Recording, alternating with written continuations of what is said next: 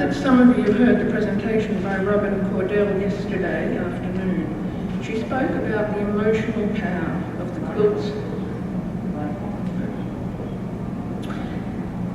She spoke about the emotional power of the quilts that her grandmother made and the strong links that they still held for her to her grandmother and her culture. She said that they were love made visible. I would like you to remember this as I give my paper. The Wagga Quilt fits squarely into the Australian tradition of making do. It is constructed from the recycled materials that were available at the time. For the shearer or drover, that was wheat sacks. For the poor family on the land, it was clothing that could no longer be worn because it was too threadbare. For Depression-era women, it was the samples that tailors or fabric salesmen no longer needed. But waggas are not the only products of hardship on the land. Many of the surviving quilts were used in homes in large country towns and the suburbs of Sydney and Melbourne. The country town of Wagga Wagga, or Wagga as we usually call it, in southwestern New South Wales in Australia, was a centre for wheat, wool and meat production when it gave its name to the Wagga rug in the late 1800s. Ideas vary as to how the association started. Rolfe suggests that the use of bags as sleeping covers may have come originally from shearers who appropriated wool packs for the purpose. Groups of shearers used to gather in Wagga before going out in gangs to shear the thousands of sheep. Wagga was also situated on major stock routes, so vast movements of stock travelled through the district and hence many drovers. Garrow proposes that it is thought to be derived from the Wagga lily flour sacks made by the Murrumbidgee Co-op Flouring Milling Company that was founded in Wagga Wagga in 1890. These flour bags were of extremely fine quality, woven closely and warm, thus ideally suited for incorporation into a wagga. Unsubstantiated stories suggest that the flour mill had an area in their yard where they would put out damaged bags for anyone to take and use. Whatever the origin of the name, a survey of extant examples today reveals that there are 4 types of quilts that developed during the late 1800s through to the 1950s that can be called waggas. The first is as described by the Bulletin newspaper in 1906, a covering made by sewing together 3 or 4 unopened chaff or corn sacks with a bag needle and twine, used by men such as shearers, drovers, rabbiters, etc. in the outdoors. There is evidence that these were often made by men. The second is a covering made by sewing together opened out wheat, corn or flour sacks as a backing layer with a blanket in the middle and a cretonne material on the top, either as one whole cloth top or sewn together in sections such as this one is. Variations include having the middle wadding section made of old clothing flattened out and cretonne on the bottom as well as the top of the inner layer. The third type of wagga is a covering made by sewing together tailors' suiting samples with opened out soft flour bags or fabric as backing and blankets or clothing etc. as a middle layer.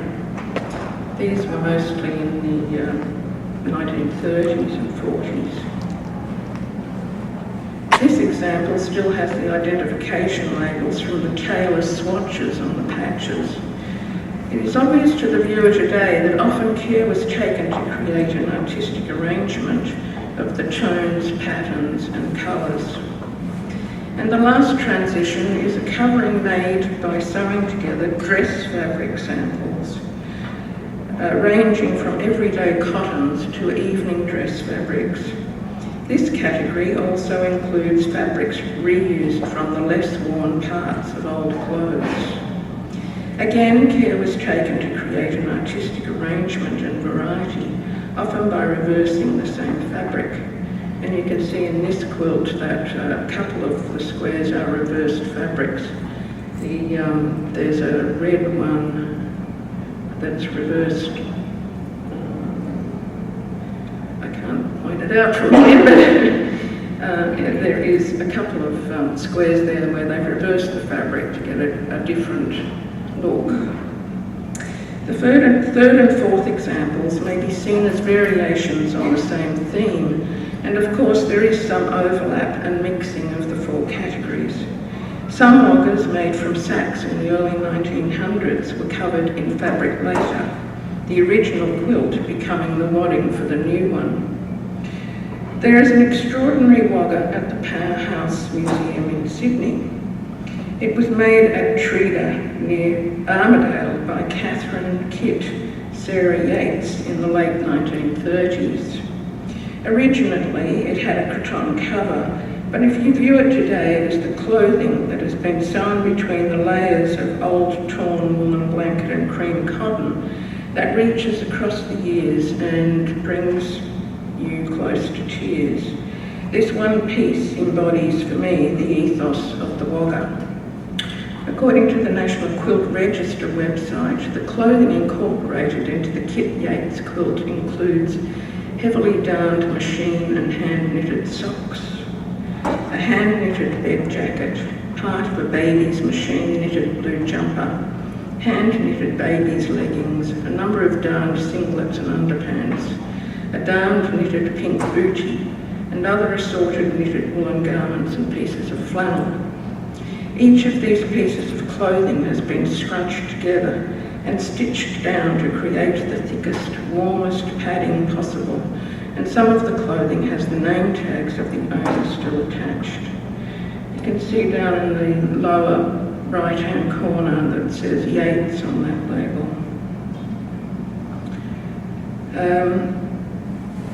It appears to have been a covering for a single bed.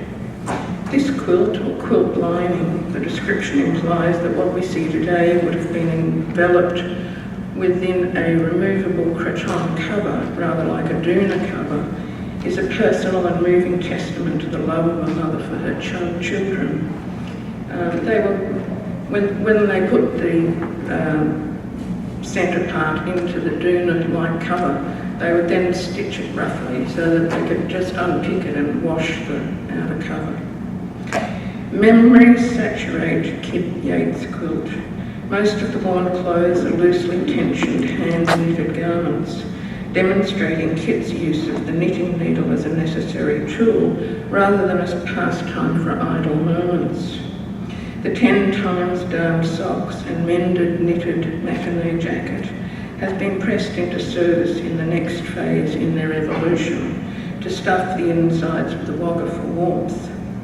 Kit and her husband, Ern, had 4 children. Their first, Kenneth, born in 1938, died after contracting measles in 1939. Some of the baby clothes may have belonged to him. What thoughts did Kit have as she pieced this wagga together? Did she think about the future lives of her children? About how death could so quickly take them? Is her grief expressed here? She was actually only 49 when she died after a rather hard life. In every stitch of this wagga, the make-do tradition of the bush and the city, learnt during the Depression years, is clearly evident. Use whatever is to hand regardless of fashion, waste nothing, keep warm, survive. Other quilts from this period, possibly made in slightly more affluent households from tailors or dress material samples and offcuts from handmade clothing, are arranged in aesthetically pleasing patterns and would have given warmth as well as making attractive covers. The Yates wagga is purely utilitarian. It has direct connections to the original waggas of the 1890s and earlier that were made by drovers and shearers to make a covering against the elements. The people who wore these baby clothes are unlikely to be alive now, yet even though we don't know them, our collective consciousness of family closeness and childhood memory echo in each piece of clothing nearly 80 years on. Many Waggas have not survived the passing trends of fashion and social change, as they indicated to the outside world the lengths to which the family had been driven by poverty. Waggas were discarded once the household was able to make or buy quilts that did not remind them of the hardship that had created them. While some were relegated to be used for camping as rabbiting rugs or dog blankets, others were kept because of the memories of the past generations that they had inherently within them. The Kit Yates quilt was handed down to her daughter, and her daughter remembered it as a child, and it was her daughter that gave it to the museum. The Waggas of childhood contain not only the memories of family, but also memories of the weight of the quilt over small bodies, the security of snuggling in on a cold winter morning, the arrangement and texture of fabrics on the surface, possibly scraps from the handmade clothing that their siblings, parents and grandparents still wore. There are many instances worldwide of writers using quilts as a theme or metaphor in fiction, and there are many reasons for this, including to indicate a sense of community, to bring a disparate group of people together, to illustrate the vicissitudes of life, to engage memory and memories, and as a metaphor for a search for identity. Those novels that immediately come to mind include Margaret Atwood's Alias Grace, Rohinton Mystery's marvellous novel A Fine Balance, Thomas King's Truth in Brightwater, Toni Morrison's Beloved, and in a lighter vein, Whitney Otto's How to Make an American Quilt, and the Elm Creek series of Jennifer Chiaverini. And of course there are many more. In Australian literature, there are fewer references to quilts. The first mention of a Wagga in our literature that I'm aware of is by Henry Lawson in his story The Darling River, written in 1893. Lawson is describing travelling by boat on the Darling River as an itinerant worker, and I quote, "We slept, or tried to sleep that night, on the ridge of 2 wool bales laid with the narrow sides up, having first been obliged to get ashore and fight 6 rounds with a shearer for the privilege of roosting there. The live cinders from the firebox went up the chimney all night and fell in showers on deck. Every now and again a spark would burn through the Wagga rug of a sleeping shearer, and he'd wake suddenly and get up and curse." The Australian novel in which quilts are used in a more significant way is Kate Grenfell's Idea of Perfection. Published in 1999, it won the Orange Prize for Fiction in 2001. Harley Savage, a part-time consultant to the Sydney Museum of Applied Arts, this is a little bit of a plot, has come to the small Australian country town of Karakarook to help with the establishment of a heritage museum. Harley is also a contemporary quilt maker whose work is inspired by the Wagga quilt. At the same time, Douglas Cheeseman, an engineer who specialises in bridge construction, has been sent to Karakarook from head office to pull down the old timber-bent bridge and replace it with a modern concrete one. Both have been seriously damaged by past relationships. Using quilts as a way to link the childhood memories of a fictional character to those of the reader has been used in fiction to convey the love, security and happiness of that time, compared with the unhappiness and struggle of the character in the present. Grenfell uses quilts to elicit feelings of comfort and to show the love that Harley's gran had for her, at the same time reinforcing the dark light motive in the novel. Before I read this quote, I should tell you that in Australia the word chalk means chicken, a sleep out is a closed-in veranda, and that in this passage that Agatha is a wood-fired stove. And I quote, "But she came to love the sleep out.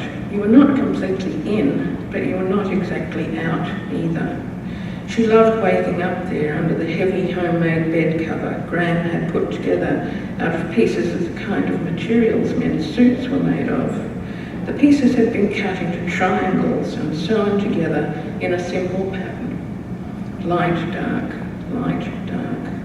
It was filled with something that made it bulge in strange ways. Lying pinned under the weight of the bed cover in the morning, listening to the chooks waking up and Gran clanging Agatha's door, she could lose herself in the pattern. Light, dark, light, dark. Somehow it was a comfort. Close up, the pattern was harder to see because some of the dark lights were almost the same as the light darks. But even if you were too close to see that the pieces went light, dark, you knew that that was what they did. You knew you could count on it being there, whether you could see it or not. Light, dark, light, dark. As a little girl, she stood beside Gran watching the thread winding through the little hooks and loops on the top of the machine and the unfathomable workings of the thread coming up out of the hole in the silver plate under the needle. There is tenderness and a protective and secure quality to these pictures of the child and the quilt. The weight of the quilt, the sound of the chooks outside while Gran moves around the house, the comfort of the repeated pattern of light, dark on the quilt top, all emphasise the pleasure of Harley's life with her Gran. The origin and emotional stimulus for the contemporary quilts that Harley makes is clear as the memories of quilt life, sewing machine, are irretrievably linked with her grandmother and strengthened by Harley's anguish when her first attempts at making patchwork at home as a child are derided. Later, Harley acknowledges the depth of meaning and influence that those early holidays with her grandmother had, again linking the quilt light, dark theme. Quote, "In the back of her mind, there was always Gran's bed cover. Every patchwork she made was an attempt to reconstruct the way Gran had put the lights and darks together, the way they had not been absolutely regular, the way the pieces had not quite lined up so the whole thing seemed to vibrate. It seemed so simple. It seemed there was nothing to it.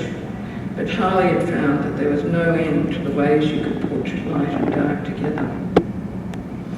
In another instance of her use of quilts in the novel, Grenfell introduces a Wagga, an invitation to all quilt lovers, an aid memoir to the times life past, to a memory of a fabric or an echo of a piece of half-forgotten cloth.